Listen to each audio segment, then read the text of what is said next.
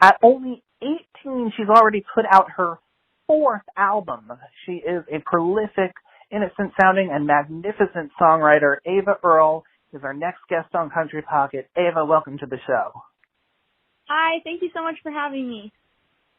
The song we just heard was Springtime. It's the first track off your album, The Roses. You are from Alaska. So tell me a little bit about how dramatic the shift from winter to spring is in Alaska.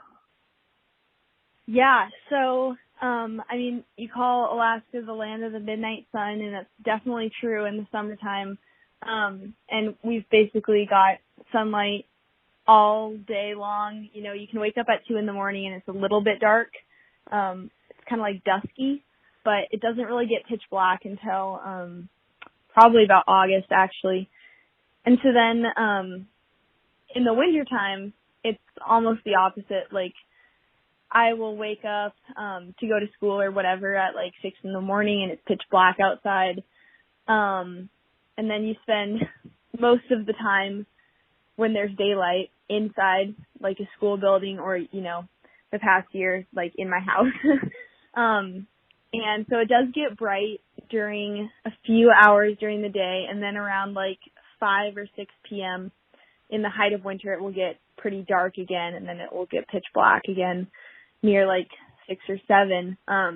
So it is kind of, it's a lot of darkness in the winter, and our winters last, it seems like a very long time. I guess it's probably not too much longer than winter anywhere else, but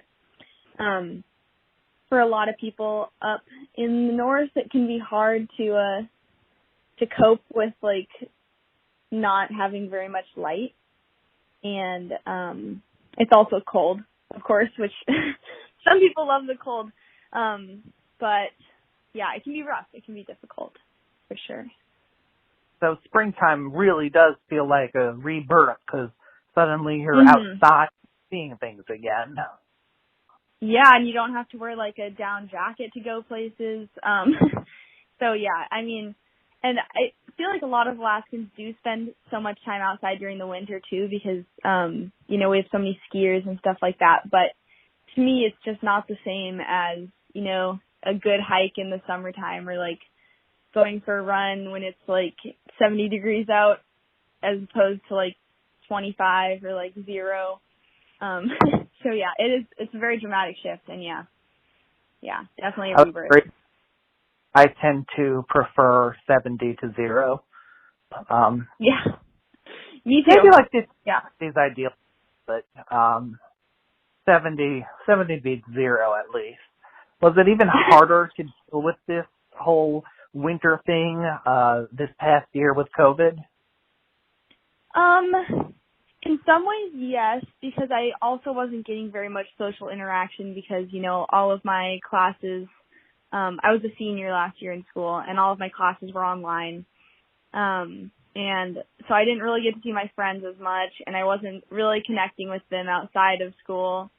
But in some ways it was kind of nice because I got to go on runs early in the morning. I live about 45 minutes from Anchorage, which is where I went to high school. So not having to commute every day was actually a big bonus in my winter because it kind of gave me a little bit more free time to do things that I wanted. But it was definitely still hard because it was dark and, you know, the way it always is, but just with less personal interaction. So putting out 4 albums while you're in grade school, are you the type of person who tends to take a lot of stuff on? Yeah, I definitely am. And one thing that I've found out about myself in the past, like, few years is that I feel better when I'm busy and when I feel like I'm more productive, too, if I've got a lot of stuff going on.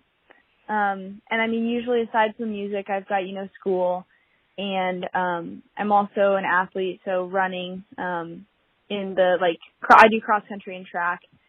And I don't know, I feel like doing all of these things, like, I love all the things I do. I mean, sometimes school isn't so fun, but I really enjoy learning. And I think that it's kind of like, it's a good cycle of like running in school motivate my music, and then like I feel like everything is a good release too. So even when it's like work, it doesn't always feel like I'm working. It's like kind of how I prefer to spend my time anyway. So yeah. So when I first heard Mountain Song, I, heard someone who's taking on too much and maybe flying a little too close to the sun. But then I said that no, in addition to all the stuff you already do, you're talking about climbing literal mountains. Yeah.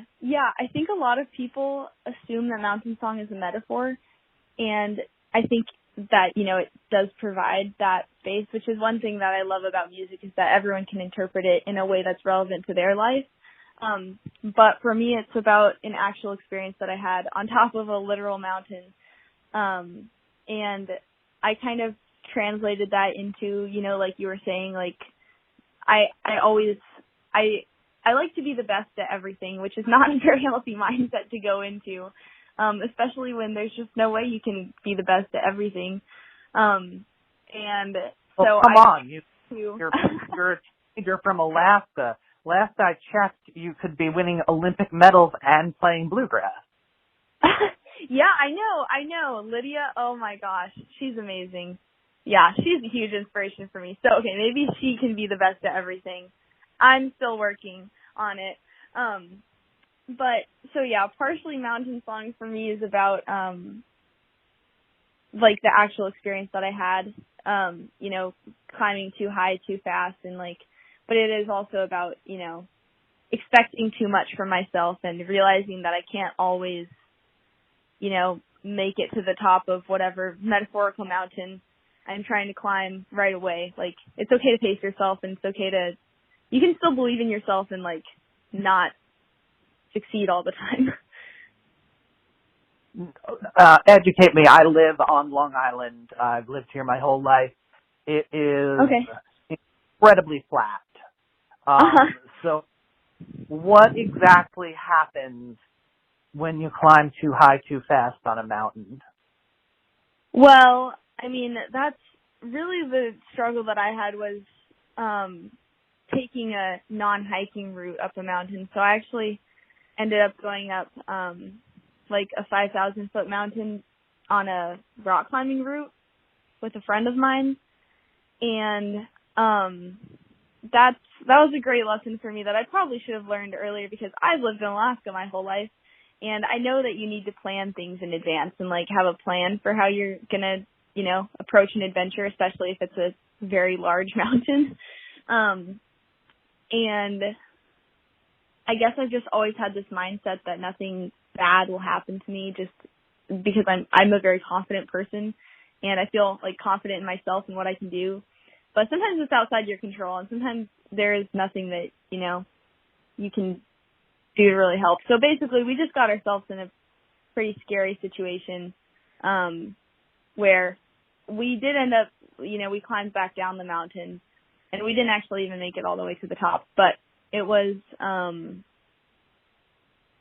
potentially very dangerous place that we had gotten ourselves into, and it was kind of like we were up there before we realized, like, oh crap, this is not safe at all. So it's kind of like that. You and I have a different idea of a good time. Yeah. Yes. I probably would look at the mountain and say, oh crap, how am I going to get down from there? Yeah, and I mean that would be the smart thing to think, before you even get up there. So I've learned my lesson on that one. But yeah, mountains are a great source of inspiration for me, and it's not always in a bad way. So yeah, I love Alaska very much. Well, let's hear Mountain Song, and we'll be right back.